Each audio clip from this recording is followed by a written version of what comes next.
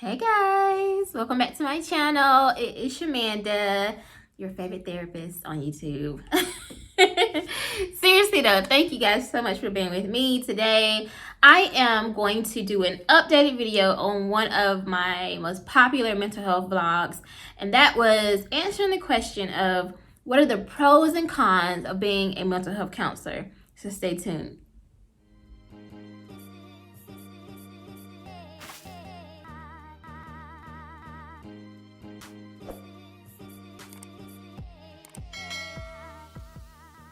So the first thing I did is I went back and I looked at the vlog that I did back in, I think 2017. And I had just moved to Georgia from North Carolina, and I was working in an all-male prison as a mental health / addictions counselor. So I gave the advice from that perspective at that time in my career. Since then, I have moved on and worked so many other places. Unfortunately, I know I've just been all over, but like I've done a lot more work since then. And so I want to give you guys an updated version of that video, and also just kind of see if my answers are going to be the same or if they've changed or what. So the first pro that I gave was making a difference, and I would definitely say that is one of them for sure. That is still a pro, I think, of being a mental health counselor. Making a difference feels so good. It definitely makes you feel good inside. I think that's for anybody. Being able to have a life-altering change or effect on somebody's life, helping them see themselves in a better way, helping them work through issues and challenges that maybe have been affecting them since childhood, like their whole entire lives, but finally help them get through that breakthrough. Like, that is such a powerful experience, and just knowing that you are part of that process. They do the work, the clients do the work, but just knowing that as a counselor, you help them get to that part. You help them truly reach their goal, like whatever they came in to work on with you. So it's very fulfilling. The second pro that I mentioned in the last video was the career options, the multiple and various career options you have if you are a mental health counselor, and I would definitely stick with that one as well. It has actually expanded since that video, because I've learned that there's so many other things that you can do as a mental health counselor. Obviously, I knew, traditional counseling where you sit in the office with someone. Obviously, you can work in prisons, because at the time I did the video, that's what I was doing. You can definitely work in like residential facilities. Like, most people consider it like rehab. If somebody goes off to rehab for 30, 90, 6 months, whatever, right? They look at that as rehab. That's definitely something you could do. You also can work in a hospital. You can work in hospice. So if you have patients that are, going through cancer, things like that, or terminal illnesses, then you can work in that type of facility. And you can definitely work in like the court system as well. And even when I was working in at the prison, that was my first time actually having to go to court and advocate on behalf of one of my clients that was incarcerated. It was very scary for me, but I actually was able to get him, prevent him from having to go back to prison. So that was, again, very fulfilling, being able to have that kind of impact on somebody based on the career that you chose. Like that, it was just amazing. And the newest thing I would add is what I'm doing now, which is cinema therapy. So counselors can work in any arena. Like for me, what I'll be doing and what I'm doing now is cinema therapy focused content, like movies or films or videos, anything like that, TV shows that can be utilized in the therapy sessions for counselors, with counselors, that can be used to evoke emotions or help the patients or clients process their feelings more. So that is actually what I'm doing. I'm actually working behind the scenes as a producer, as a screenwriter, to create that content that can be used by counselors. Now, if you are already in a mental health program or you've been working in the field for years, then you already know that we use movies sometimes. Like we'll use videos or something sometime to show our clients. Well, I'm just working in the entertainment industry in that regard as a counselor, and also as a consulting producer who has expertise in the counseling world, mental health world, right?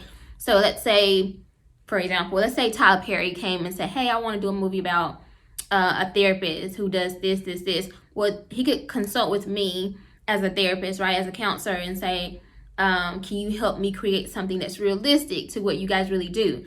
So that's what I would do as a consulting producer with other producers and other filmmakers. So again, there's so many different things and so many career options you have as a counselor. It is like, it's all over the place. Like, you can just do so much, and you don't have to feel like you're stuck working in the office or seeing 8 patients a day or anything like that. Like, no, you can work as a CEO. Let's say you don't even want to work and see patients. You could utilize your mental health counseling degree and work in a nonprofit as the leader, the executive director, and just utilize the skills that you've learned to push that organization forward. Like, it is so vast what you can do. So I love that about being a mental health counselor. All right, the third pro I like to mention, I think it's different from the first one. I don't remember what the third one was. I didn't even write it down. But I was just sitting here thinking, hey, what would be another pro to being a mental health counselor? What has really stood out to me? I would say a combination of two things. You can make a good living as a counselor. I think that a lot of times it's kind of sold on, oh, if you're going to counsel, you're not gonna make a lot of money, whatever. It depends on which industry you go into, like which area you go into, because as a private practice level counselor, you can actually make 6 figures easily. Like, it's not even hard to do that, like, at all. So I say that too because, like I said, I think a lot of people can be turned off on working in that kind of arena. They want to help people, they want to give back, they want to make a difference, but they're like, at the same time, like, I've been studying this stuff for years, I have these student loans, whatever, like, I need to be able to make my money back. Most people, when you start out, let's be real, a lot of people don't talk about numbers, but if you know me, my channel, I talk numbers, like, I'm transparent. Most people starting out, honestly, depending on where you're from, I'm from North Carolina, and I live in Georgia now. Typically, your salary is going to be around $40,000. I would say between $40,000 and $50,000. But if you work in like the community setting, more outpatient, then you could definitely go more from 50 to 100. It just depends on what you're doing, and how much you're willing to work. So it can be, I don't want to say lucrative. You can have a nice middle class lifestyle in this arena.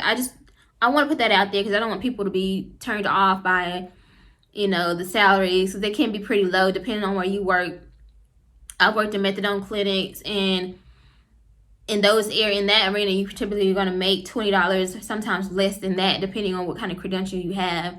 And I think the credentials is so important, not only just so that you can, I'm gonna say that one for my con. Just hold that thought right there. Let's get started with the number one con. I don't want to say it's number one, but it's like it's the top one for me, okay? I think I mentioned this one in the first video as well, but the number one con, I think, of being a mental health counselor is that it can be very stressful. And I think that's, honestly, it's nothing weird, nothing unusual when it comes to the fact that you're working with people all the time. You're working with humans, like, you're working with people, okay? Like, it can be very stressful. And honestly, working with people, seeing the clients, isn't the stressful part. Ask any mental health counselor that's been in the field for years. They're going to tell you, typically it's not even the patients. It's really more the office politics. It's more the paperwork. It's like the policy stuff. Like, you have to make sure that your credentials are always up to date. You have to make sure you're constantly getting your CEUs, the training that you have to have every year or two to update your credentials, so that you don't lose your licenses. Because if you lose your license, you can't practice, you can't work. So that's always there. The burnout that comes with working with clients, definitely, because you can take on a lot of stuff. That's like, especially if you work in a community type setting. You have people that's coming in, especially like in the hospital. You have people that's coming in that are suicidal, and so you just have to make sure everything is good and you're keeping your clients safe. Like, it's a lot that comes with this job, and you're never really off. Nobody tells you that, but you're really never off. Like, if you have a caseload of clients that you're responsible for, you are their primary therapist, they're your responsibility. It's almost like having children. I hate to say that way, but like honestly, it's like, yeah, your children are 18 and 19, they moved out, they're off in college, but yeah, just because they're grown don't mean that you forget about them, or that they're on their own. Like, no, you still, in the back of your mind, you're still thinking about them. It's the same thing with your clients. Like, you have to learn how to turn it off, and that's why I'm going into the counselor education field now, because I want to train new counselors on this, because I learned all this stuff the hard way, like for real. But it's just really hard. It really is stressful, and it's hard because you care. You don't, it's hard to be like, oh, well, I'm off work, like it's after 5, I'm whatever. Any other industry you can do that, but with counseling, you can't. You're still responsible for those patients, so you got to make sure they always have a crisis plan in place. So it's like, hey, what if you go into suicidal mode? Who are you going to call? If you start thinking like this, who are you going to call? Do you have all your medications? Are you out? Do you need to update your record? Like, do I have your updated phone number? Does your case manager have you update? Like, you constantly have to have that. And then on the other side of that, you need to be able to document that you have covered everything, because if something happens to one of your patients and you didn't cover that stuff, it can just really be really bad for you in your career. So it is very stressful. It is not one of those jobs where you, after 5 o'clock, you're done. I don't care if you are private practice, it still doesn't operate that way. So like, I'm stressed out just talking about that part. I do not miss that. I'm sorry. Like, I'm just being real. All right, number 2, moving on. Number 2 con, I would say, is the education. And that sounds so crazy, right? Especially considering the fact that if you're watching this today, like on May 30th, whatever, literally this is like the day before I start my PhD program. Like, my classes like officially start. So I'm literally going back to school. However, like, literally, the reason why I say it's a con is because you have to constantly be learning. Like, I don't care. I remember when I was in training, like, I had already graduated and I had been in the field for a year or two. But I had my first transgender client. And I didn't know anything about that. Honestly, I'm just going to be honest. I didn't know anything about it. Like, I had friends who were who identified as homosexual or as part of the LGBT community, but I never had met like a transgender patient or had one. So the first thing I have to do as an ethical client or a patient, counselor, before I start to see that patient is I need to make sure that I'm competent, make sure that I have the skills to treat them effectively. That's my ethical. Oh, I'm not going to take you on as a patient, a client, if I don't know how to treat whatever your issue is, what you're struggling with. And that was one of the core problems that this person was coming in to address, is like how to, talk to their family with that, about that situation, all these different things. And I didn't know, right? So, but the thing is, you have to constantly be educating yourself. You can't say, I don't know. You have to educate yourself, like, literally. Again, I think I mentioned this before. You're constantly having to do CEUs so that you can keep your credential, your licenses and stuff up to date, because billing, Medicaid, Medicare, Blue Cross Blue Shield, those insurance companies, that's how the agency that you work for gets paid, and that's how they pay you. Even if you're in private practice, that's how you get paid. So the agencies, the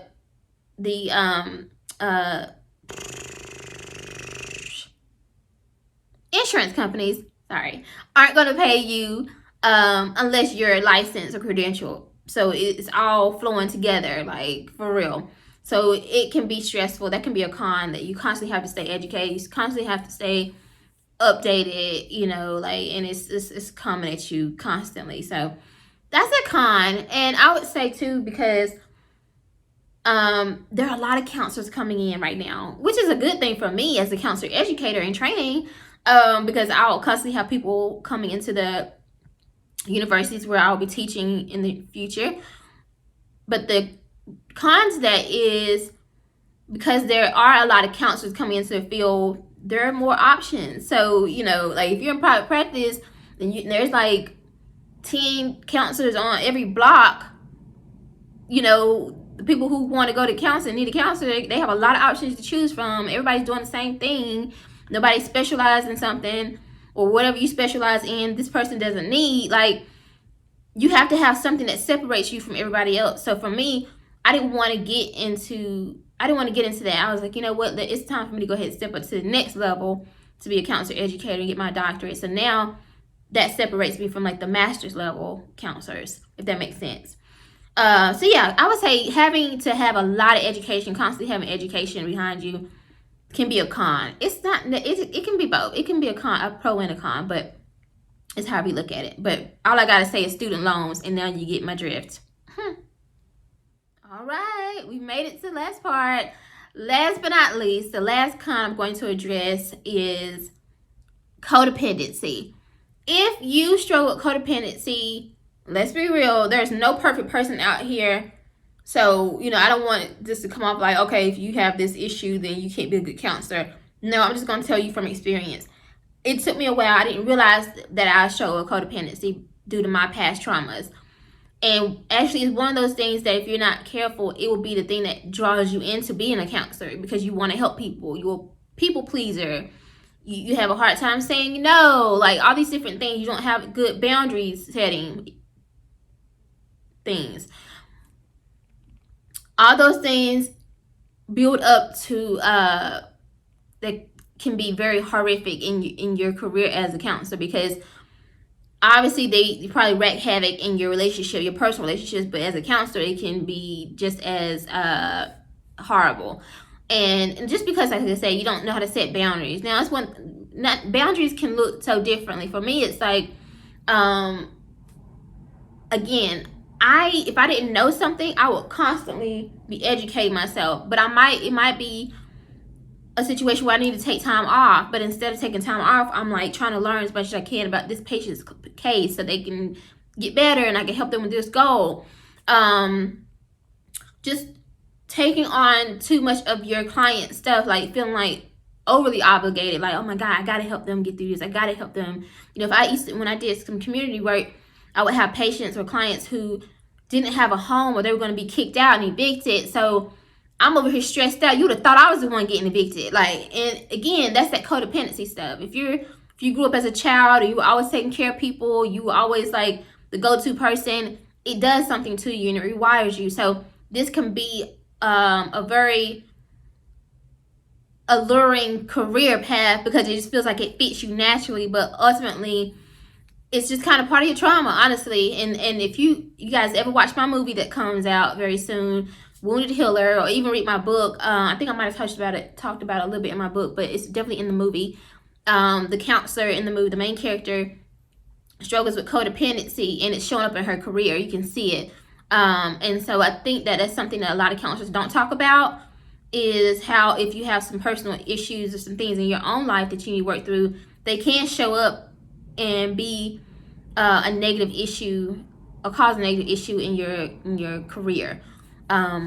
So for me, it was like, okay, I want to step away from direct care and I want to do more teaching and educating. I'm not going to throw away everything I've learned, all this education, all that. Let me just go to another phase of my career. Instead of working with people and feel like I'm taking care of them, let me just train these new counselors on things that I've learned and, get more skills. So I'm excited about that. But those are my pros and cons. It's an updated video from 2017. Definitely check out, I'm going to put a link here. Check out the one I did in 2017. You can compare and contrast it.